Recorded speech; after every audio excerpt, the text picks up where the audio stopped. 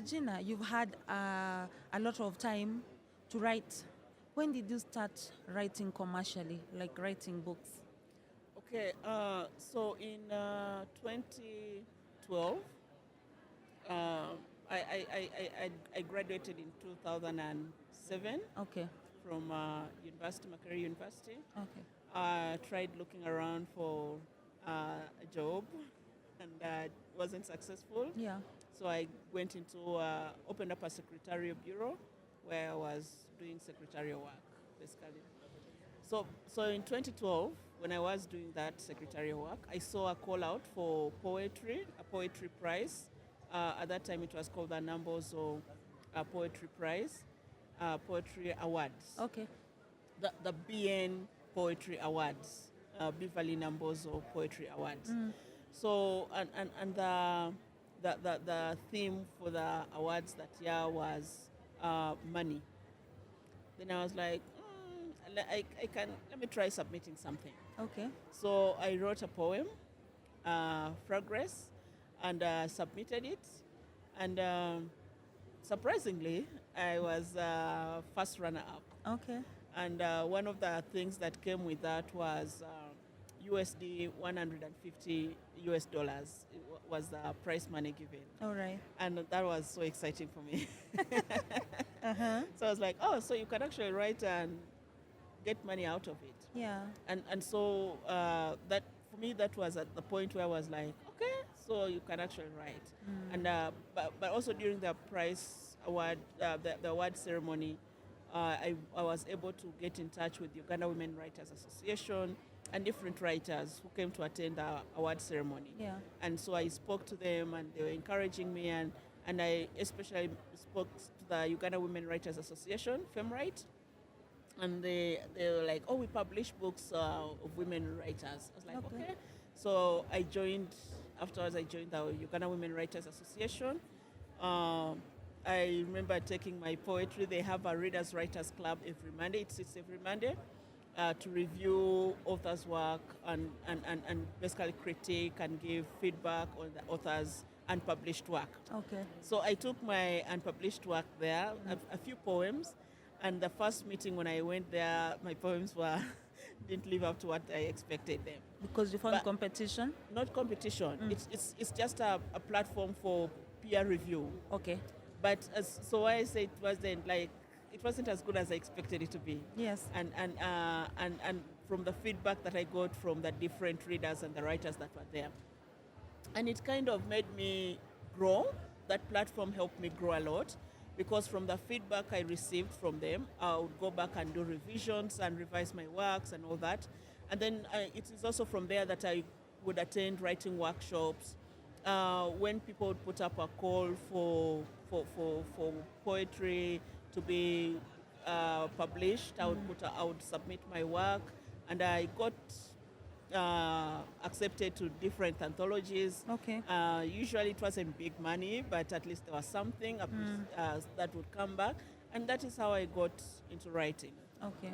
Commercially, getting now the commercial aspect, where you write and in exchange for your writing is recognized in exchange. Okay. And then in the recent past, I've been doing a lot of commission work, where we are commissioned to write about someone, an organization or someone commissions us to write a story about something, and then you paid for that effort. Okay. And I have a number of stories in that. Okay. My They're story here. in this, is a You write in commissioned work. English, or you can also write in vernacular? So I write majorly in English. Okay. I'm trying to learn how to write in my mother tongue, because I also want to. I kind of feel like we are losing out on our mother tongues very fast.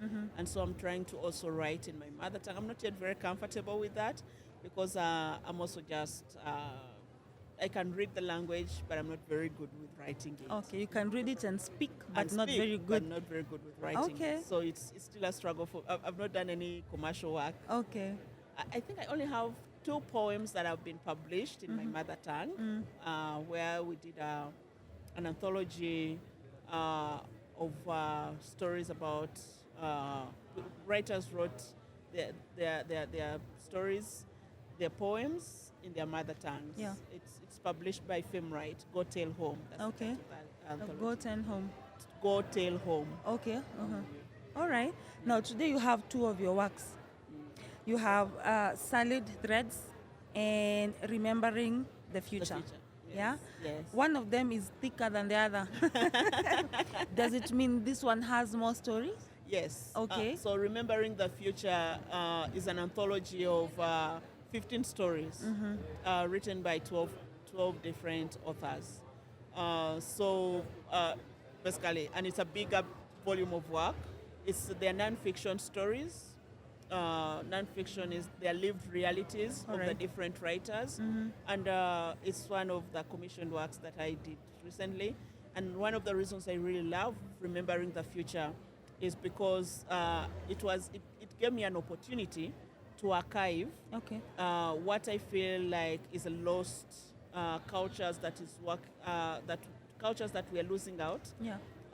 But it also gave me an opportunity to explore some of the different cultures, the traditional cultures of my people, and my response to those traditional cultures. Okay. And I find some of them are very intriguing, some of them are very great, but then there are those that I feel uncomfortable with, and I wouldn't want to carry them on.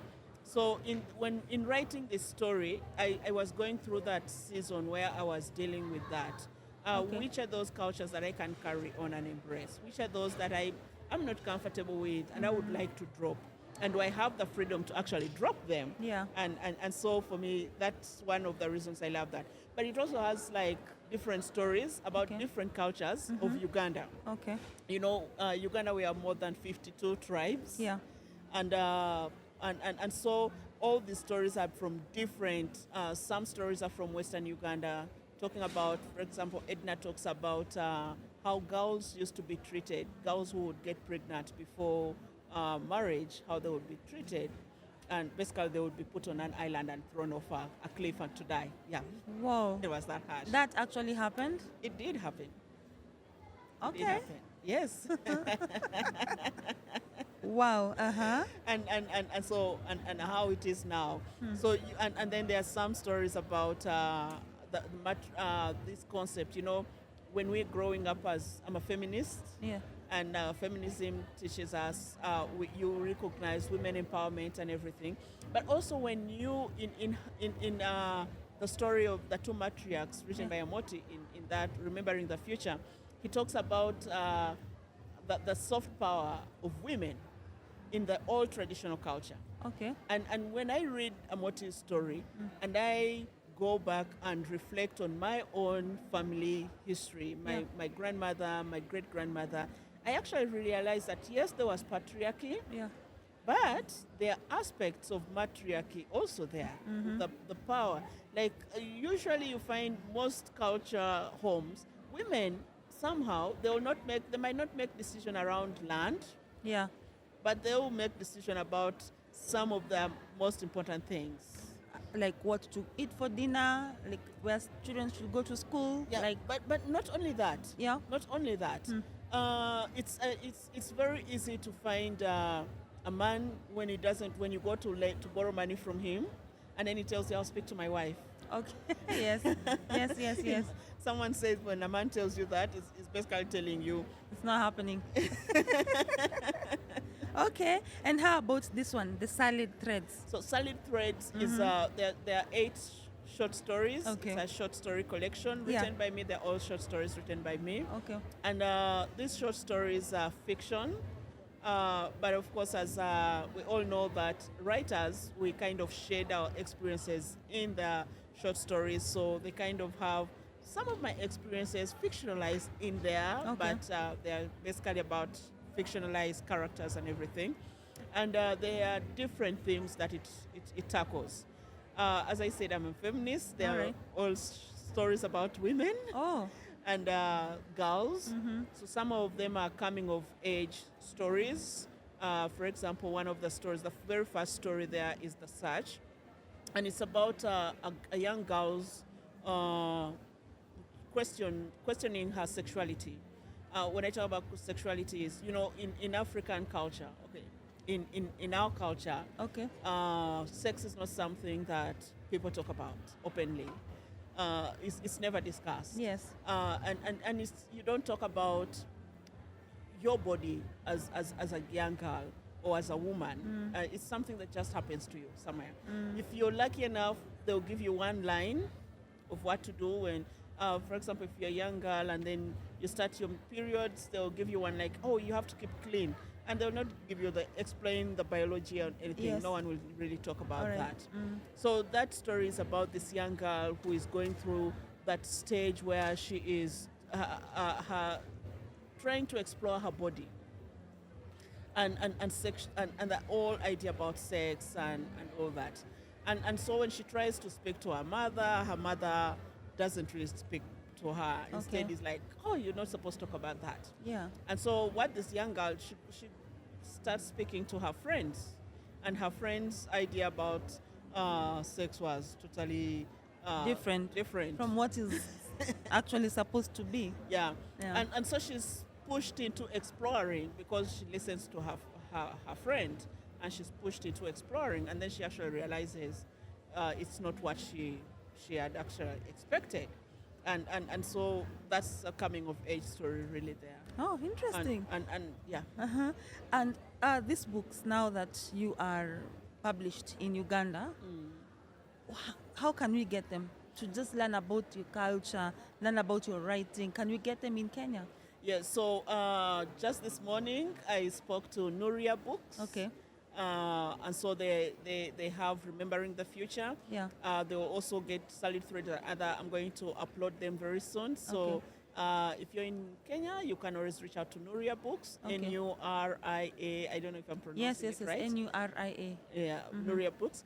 And then also, I'm also right now exhibiting with the Writers Guild. Okay.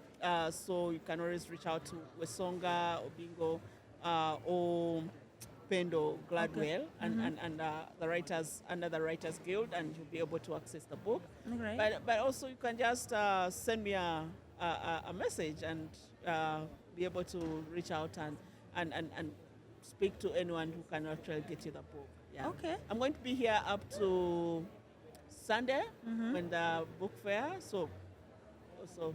Okay. Yeah. What number can you reach you on? You can just tell us if you know it offhand. My Ugandan number is +256 Yes. 759 481 995. Say it again. Yeah. +256 Yeah. 759 481 995. Okay. Thank you, Regina. Thank you so much. It's been such a pleasure to talk to you. And have you enjoyed the book fair so far? Yeah, I have. Okay. And I'm so happy that I've been hosted here. Okay. I walked in and spoke to you, and you're like, oh, we'll be glad to host you. Yeah. And for me, it's like really, really a great honor, Okay. great pleasure. Thank you so much for providing this platform. Yeah. And I've also met so many different people, spoken to different authors, different stakeholders, and I'm really looking forward to meeting more people. I was so excited when I saw the Stitching in Stitches people. All right. Yes. But one of the things that has impressed me so much Yeah. was that from Wednesday, every day school children Yes. have been coming here for the book fair. And for Yeah. me, it is something that has impressed me so much. The passion with which Kenya is embracing reading right from the early age. And I was so impressed that you find young children also buying, Yes. Oh, using yes. their small pocket money To to buy buy books. books. It was so impressive for me. I don't Oh. think if we have, if that ever happened, Okay. it would be.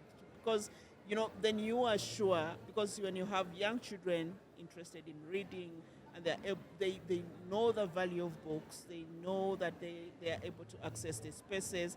I was at the Writers Guild, and there was this young girl who came, and she was bargaining over a book. Oh. And I was so impressed. And the book was 1,000. She was like, no, I have 400 shillings. I was like, okay. And she insisted, and she was like, okay, 450. All right. And with all confidence, I was Yes. like, wow, this is great. Okay. You know, so for me, that's one of the highlights really for me. Okay. Of having this, seeing these young children using their small pocket money to buy books for themselves. For me, it's a culture that I think should continue and be built up and everything. You know, children of all ages. Yes. It was very It impressive. was very impressive. Very, We are very, so glad very. you enjoyed yourself. Thank you. And hopefully we shall also see you next year Thank you. again for the book fair. Thank you. Yes, and we hope that whatever you have learned here, you can take it back home and see how those markets that are there for books can also be changed to make it a book fair. True. Thank you, Regina. We really appreciate. We really appreciate your coming, solid threads, and also remembering the future. Thank you, viewers and listeners, for listening to us and listening to Regina. Thank you for gracing us. And we wish you all the very best when you go back home to Uganda. Thank you. And we hope to see you again next you. year. Thank you. Thank you so much, and all the very best in everything so you do. much. Yeah, Thank God you, bless. listeners. See you next time. Thank you.